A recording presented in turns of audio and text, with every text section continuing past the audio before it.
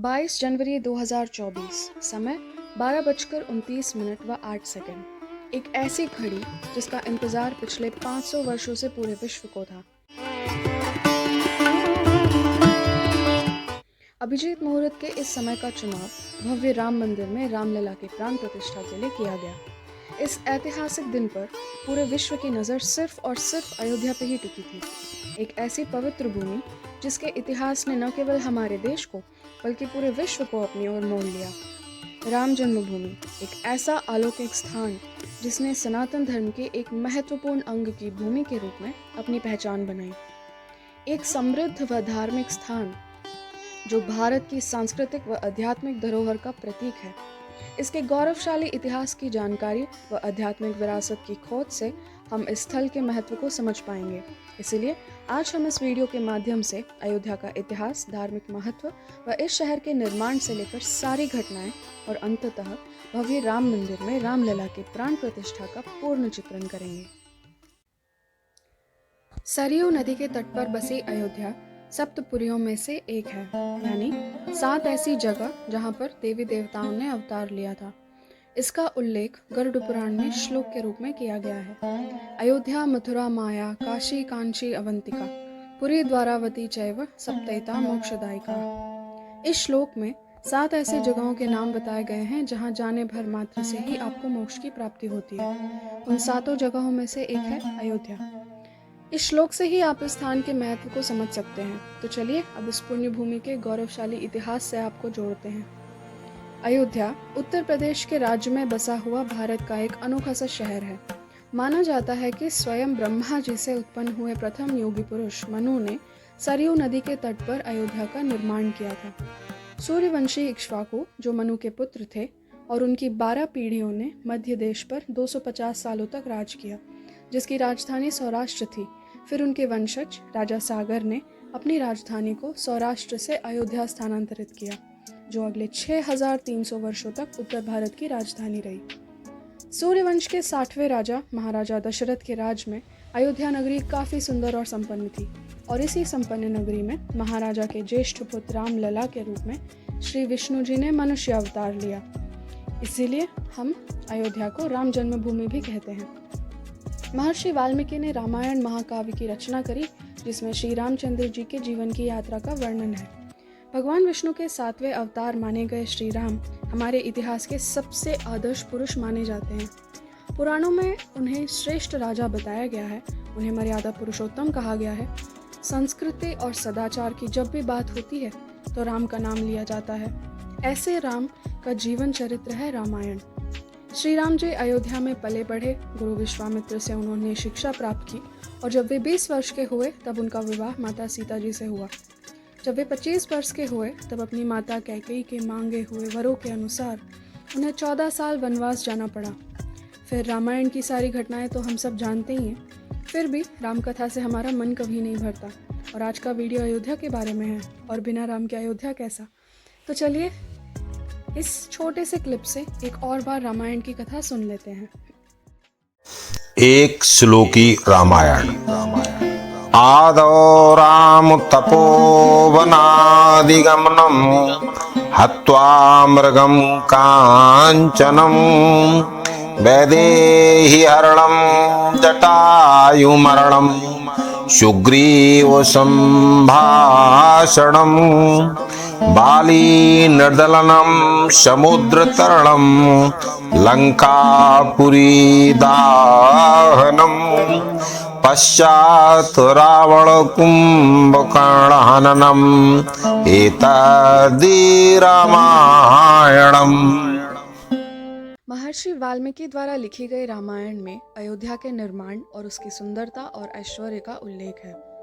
माना जाता है कि अयोध्या कौशल राज्य की बहुत समृद्ध और सुंदर राजधानी थी। ये 12 योजन लंबी और 3 योजन चौड़ी थी। यहाँ कई सारे सुंदर सुंदर बगीचे थे। सुरक्षा के लिए शहर के चारों ओर दीवारें और खाइयाँ बनी हुई थी। यहाँ हर तरह के शिल्पकार कलाकार रहते थे। कई प्रकार की बाजारें थीं जहाँ अनेक अस्त्र शस्त्र यंत्र सामग्री जैसे कई चीज़ों का आदान प्रदान हुआ करता था। यहाँ भव्य महलें थीं जो रत्नों से जड़ी हुई थी। सुशोभित द्वार, सजी हुई आंगनें, ऐसी शोभा थी कि अयोध्या की तुलना इंद्र के अमरावती से की गई थी। प्रभु श्री राम जिस दिन वनवास से लौटे उस दिन पूरी अयोध्या दीपों से सजी हुई थी उनके स्वागत में, और आज भी उस पर्व दिन पर हर साल पूरे विश्व में बड़ी धूमधाम के साथ दीपावली मनाई जाती है। वनवास से लौटकर प्रभु श्री राम ने अयोध्या पर सत्य, धर्म, दया और मर्यादाओं के साथ राज किया। वे सूर्यवंश के 61वें राजा थे। सूर्यवंश के 85 राजा महाराजा अग्निवर्ण के राज में इक्ष्वाकु वंश का पतन हुआ और कुरुवंश का उदय हुआ। कुरुवंश के राज में राजधानी को अयोध्या से हस्तिनापुर को स्थानांतरित किया गया, लेकिन कुरुवंश दो भाइयों के गुट में बंट गया, कौरव और पांडव। कौरवों और पांडवों के बीच महायुद्ध हुआ, जिसका वर्णन महर्षि वेदव्यास जी ने काव्य ग्रंथ महाभारत में की है। पांडवों के विजय के साथ युधिष्ठिर हस्तिनापुर के राजगद्दी पर बैठे और बड़े ही धर्म के साथ उन्होंने पालन किया। जिस समय युधिष्ठिर हस्तिनापुर में राज कर रहे थे उस समय अयोध्या में राजा बृहदबल का पालन था। 4वीं शताब्दी से मिली बौद्ध और जैनी शिलालेखों पर साकेत या साकेतपुरम नाम के नगर का कई बार वर्णन मिला, जिसे जांच परखने के बाद ये अनुभूत हुआ कि ये अयोध्या की ही नगरी थी। इस दौरान लगभग 1500 साल तक ये साकेत या साकेतपुरम के नाम से ही जानी जाती थी। सूर्यवंश के आखिरी राजा सुमित्र के शासनकाल में राजा महापद्मनंदी ने अयोध्या पर हमला किया और विजय प्राप्त करके इस पुण्य भूमि को मगध साम्राज्य में मिला दिया। नंद वंश के आखिरी राजा धनानंद मगध में राज कर रहे थे जब अलेक्जेंडर ने भारत पर हमला करके तक्षशिला पर कब्जा कर लिया। मगध में मौर्य वंश का राज शुरू हुआ और इसी वंश के 6वें राजा महाराजा शालीशुक के राज में तक्षशिला और सकला में बसे हुए यवनों ने अयोध्या पर आक्रमण किया और उसे नष्ट कर दिया। इस घटना के 500 साल बाद मगध पर गुप्त वंश के राजाओं ने अपना पालन शुरू किया। इस वंश के तीसरे राजा का नाम था चंद्रगुप्त द्वितीय, लेकिन ये एक और नाम से प्रसिद्ध हैं। इन्हें राजा विक्रमादित्य भी कहा जाता था। जी हाँ, ये वही विक्रमादित्य हैं जिनके बारे में हमने बचपन में विक्रम और बेताल की कहानियां सुनी थी। राजा विक्रमादित्य ने साकेत को अपनी राजधानी बनाई और इसे पुनः अयोध्या का नाम दिया। उन्होंने राम जन्मभूमि पर राम मंदिर की पुनः स्थापना भी करी। गुप्त वंश ने भारत पर 148 साल राज किया, जो मध्य एशिया के हंस के आक्रमण से खत्म हो गया। भारत इस आक्रमण से छोटे छोटे राज्यों में बिखर गया।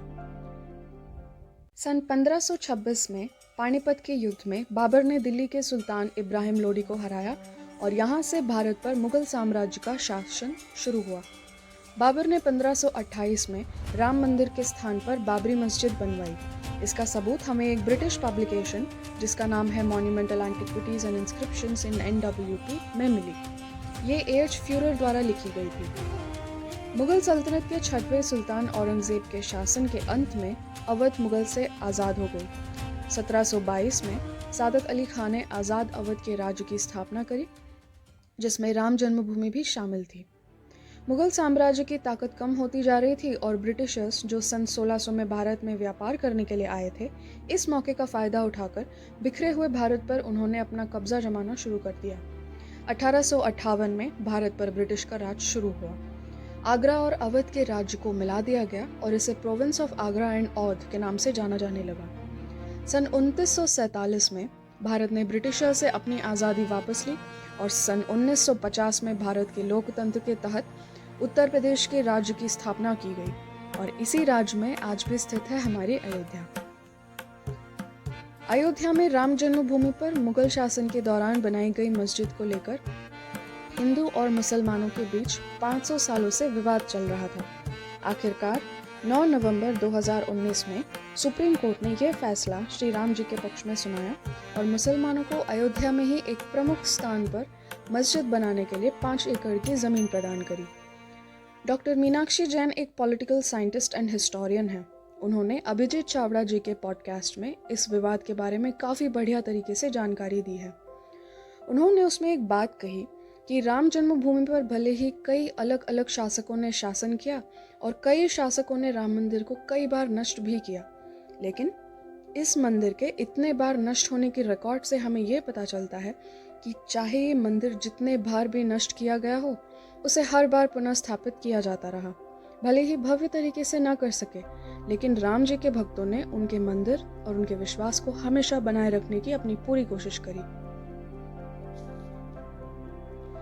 5 अगस्त 2020 में अयोध्या में राम मंदिर की भूस्थापना की गई। 22 जनवरी 2024 12:29 व 8 सेकंड पर भारत के 14वें प्रधानमंत्री श्री नरेंद्र मोदी जी ने अयोध्या राम मंदिर में रामलला की प्राण प्रतिष्ठा की।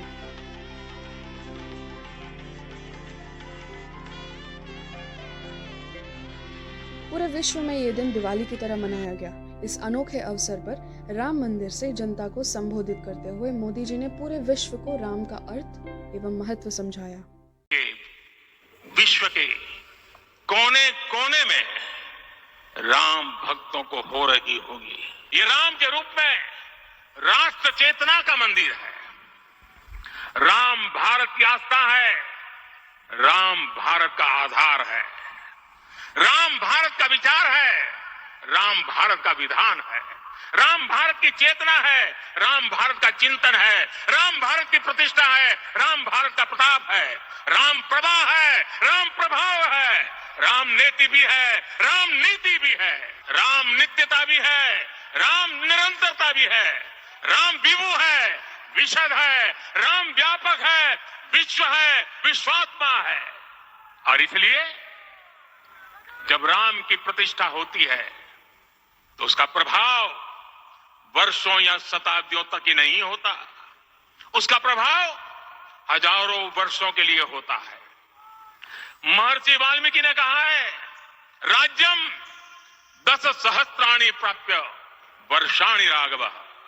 अर्थात राम 10,000 वर्षों के लिए राज्य पर प्रतिष्ठित हुए, यानी हजारों वर्षों के लिए राम राज्य स्थापित हुआ। कृतज्ञता पूर्वक नमन करता हूं। मैं आज प्रभु श्री राम से क्षमा याचना भी करता हूं। हमारे पुरुषार्थ, हमारे त्याग, तपस्या में कुछ तो कमी रह गई होगी कि हम इतनी सदियों तक ये कार्य कर नहीं पाए। आज वो कमी पूरी हुई है। मुझे विश्वास है प्रभु राम आज हमें अवश्य क्षमा करेंगे। इस वीडियो को देखने के बाद आप सभी को अयोध्या जाने का बहुत मन कर रहा होगा, और करना भी चाहिए। ये 7 नित्य तीर्थों में से एक है, यानी ऐसी भूमि जो सदा पवित्र है। पुराणों में बताया गया है कि अयोध्या के दर्शन ग्रीष्म ऋतु में करने के विशेष फल हैं, और राम मंदिर जाने से पहले हनुमानगढ़ी के दर्शन करना अनिवार्य है। माना जाता है कि राम राज के दौरान ये हनुमान जी का निवास हुआ करता था। अयोध्या में राम मंदिर और हनुमानगढ़ी के अलावा और भी कई सारे मंदिर हैं, जैसे नागेश्वरनाथ मंदिर जो श्री राम के पुत्र राजा कुश ने बनवाया था, और कनक भवन जो माता कैकेयी ने स्वयं सीता देवी को भेंट करी थी उनके विवाह के बाद। तो अगर आपको राम का बुलावा आया है तो साथ में इन सभी मंदिरों के दर्शन करना ना भूलें। इस वीडियो को अंत तक देखने के लिए बहुत बहुत धन्यवाद। आगे और भी ऐसी दिलचस्प चीज़ों के बारे में जानने के लिए हमें सब्सक्राइब ज़रूर करें। अगर वीडियो पसंद आए तो लाइक करें। मिलते हैं अगले वीडियो में, तब तक के लिए नमस्कार। जय श्री राम।